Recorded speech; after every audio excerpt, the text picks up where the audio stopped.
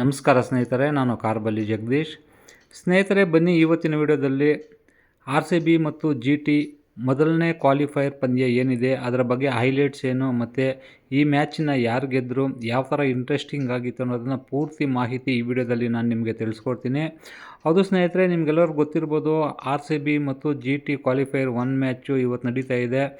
ಯಾಗೆಲ್ಲ ರೋಚಕವಾಗಿತ್ತು ಅನ್ನೋದ್ರ ಬಗ್ಗೆ ಈಗ ನೋಡೋಣ. ಅಂತಂದರೆ ಮೊದಲು ಟಾಸ್ ಗೆದ್ದಿದ್ದು GT ಅವರು. ಟಾಸ್ ಗೆದ್ದು ಅವರು ಬೌಲಿಂಗ್ನ ಆಯ್ಕೆ ಮಾಡ್ಕೋತಾರೆ.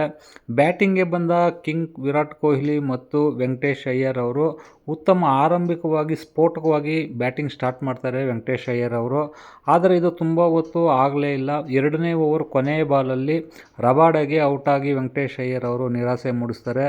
19 ರನ್ನು ಹೊಡೆದಿದ್ದಾಗ ವೆಂಕಟೇಶ್ ಅಯ್ಯರ್ ಅವರು ಔಟ್ ಆದರೆ ನೆಕ್ಸ್ಟ್ ಬಂದಿದ್ದೇ ನಮ್ಮ ದೇವದತ್ ಪಡಿಕ್ಕಲ್ ಅವರು.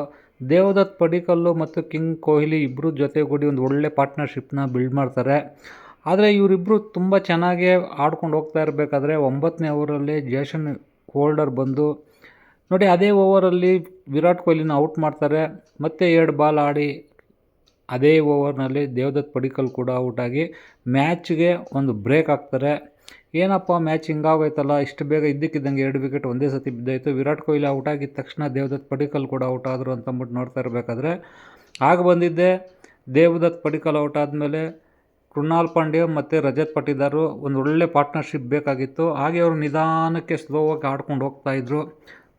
ಮ್ಯಾಚು ತುಂಬಾ ಇಂಟ್ರೆಸ್ಟಿಂಗ್ ಆಗಿತ್ತು. ಆದರೆ RCB ಕಡೆ ಇದ್ದಿದ್ದ ಮ್ಯಾಚು ಆಲ್ಮೋಸ್ಟ್ GT ಕಡೆ ಎಳ್ದಂಗೆ ಆಯಿತು 12-13ನೇ ಓವರ್ನಲ್ಲಿ. ಆದರೆ 14ನೇ ಓವರಿಂದ ಚಾರ್ಜ್ ಸ್ಟಾರ್ಟ್ ಮಾಡಿದ ನಮ್ಮ RCB ತಂಡ 14ನೇ ಓವರಲ್ಲಿ ಬರೋಬ್ಬರಿ 28 ರನ್ ಕಲೆ ಹಾಕಿದರು.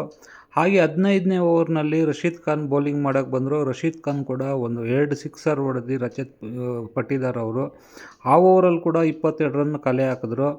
ಆಮೇಲೆ ಶುರುವಾಗಿದ್ದೆ ಮತ್ತು ನೋಡಿ 15 ಓವರ್ ಅಷ್ಟೊತ್ತಿಗೆ 168 ರನ್ ಹೊಡೆದಿದ್ರು.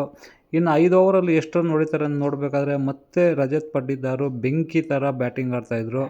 ನೋಡಿ ಸ್ನೇಹಿತರೆ, ರಜತ್ ಪಟಿದಾರ್ ಅವರು ಈ ಮ್ಯಾಚ್ನಲ್ಲಿ ಕೇವಲ 33 ಬಾಲಲ್ಲಿ 93 ಹೊಡೆದು ನಾಟ್ ಔಟ್ ಆಗಿ ಉಳಿತಾರೆ. ಇನ್ನೊಂದು ಕಡೆ 43 ರನ್ ಹೊಡೆದಿದ್ದಾಗ ಕೃಣಾಲ್ ಪಾಂಡ್ಯ ಕೂಡ ಔಟ್ ಆಗ್ತಾರೆ. ಆಗ ಬಂದಿದ್ದೆ ಟಿಮ್ ಡೇವಿಡ್ ಅವರು. ಟಿಮ್ ಡೇವಿಡ್ ಕೂಡ ಕೇವಲ ಇನ್ನು 3 ಓವರ್ ಇದೆ, ಒಳ್ಳೆ ಬ್ಯಾಟಿಂಗ್ ಬರುತ್ತೆ ಟಿಮ್ ಡೇವಿಡ್ ಕಡೆಯಿಂದ ಅಂತ ನಾವು ಎಕ್ಸ್ಪೆಕ್ಟ್ ಮಾಡಿದರೆ. ಆದರೆ ಟಿಮ್ ಡೇವಿಡ್ ಈ ಮ್ಯಾಚಲ್ಲಿ ನಿರಾಸೆ ಮೂಡಿಸಿ ಅವರು 4 ರನ್ನಲ್ಲಿ ಔಟ್ ಆಗೋದ್ರು. ಆಮೇಲೆ ಬಂದಿದ್ದೆ ನಮ್ಮ ಜಿತೇಶ್ ಶರ್ಮಾ ಅವರು ಕೂಡ ಇವತ್ತು ಒಂದು 6 ಒಂದು 4 ಹೊಡೆದು ಚೆನ್ನಾಗಿ ಒಳ್ಳೆ ಸ್ಕೋರ್ ಮಾಡಿದ್ರು. ಹಾಗೆ ರಜತ್ ಪಟಿದಾರ್ ಬ್ಯಾಟಿಂಗ್ ಮಾತ್ರ ಅದ್ಭುತವಾಗಿತ್ತು. ಕೊನೆಗೆ ನಮಗೆ 20 ಓವರ್ಗಳು ಮುಗಿಯೋ ಅಷ್ಟೊತ್ತಿಗೆ 254 ರನ್ ಕಲೆ ಹಾಕಿ ಬೃಹತ್ ಮೊತ್ತವನ್ನೇ ಕಲೆ ಹಾಕಿದ್ರು. ಈ ಸ್ಕೋರ್ನ ನೋಡಿ ಮತ್ತೆ 2ನೇ ಟೈಮ್ ಬ್ಯಾಟಿಂಗ್ಗೆ ಬಂದ GT ಅವರು ಮೊದಲನೇ ಓವರಲ್ಲಿ ಕೂಡ ಅವರು ಚೆನ್ನಾಗಿ ಆರಂಭ ಮಾಡಿದ್ರು. ಆದರೆ ವಿಕೆಟ್ ಹೊಡೆದು ಸಾಯಿ ಸುದರ್ಶನ್ ಅವರು ಔಟ್ ಆದರು. ಹಾಗೆ ನೋಡಿ ಅಲ್ಲಿ ಅವ್ರಿಗೆ ದೊಡ್ಡ ಆಘಾತ ಆಯಿತು. ಏನಕ್ಕೆಂದರೆ ಅವ್ರನ್ನ ಯಾರೂ ಔಟ್ ಮಾಡಲಿಲ್ಲ, ಅವರಾಗಿ ಅವರೇ ಬ್ಯಾಟ್ ಸ್ಲಿಪ್ಪಾಗಿ ವಿಕೆಟಿಗೆ ಬಿದ್ದು ಅವರು ಔಟ್ ಆದರು. ಆಮೇಲೆ ನೆಕ್ಸ್ಟ್ ಓವರಲ್ಲಿ ಭುವಿ ಬಂದು ಗಿಲ್ನ ಔಟ್ ಮಾಡಿದ್ರು. ಅಲ್ಲಿಗೆ ಅವ್ರಿಗೆ ಅರ್ಧ ಮ್ಯಾಚ್ ಮುಗೀತು ಅನ್ನೋ ಥರ ಆಯಿತು. ಹಾಗೆ ನೋಡಿ ಯಾವ ಬ್ಯಾಟ್ಸ್ಮನ್ ಕೂಡ ಅವರು ಅಷ್ಟೊಂದು ಆಡೋಕ್ಕಾಗಲೇ ಇಲ್ಲ. ಜೋಶ್ ಬಟ್ಲರ್ ಅವರು ಬಂದರು. ಅವರು ಒಳ್ಳೆ ಅದ್ಭುತವಾಗಿ ಫಾರ್ಮಲ್ಲಿ ಆಡಿದ್ರು, ಒಳ್ಳೆ ಸ್ಕೋರ್ ಮಾಡಿದ್ರು. ಅವರು ಕೂಡ 26 ರನ್ನಲ್ಲಿ ಅವರು ಔಟ್ ಆಗಬೇಕಾಯಿತು.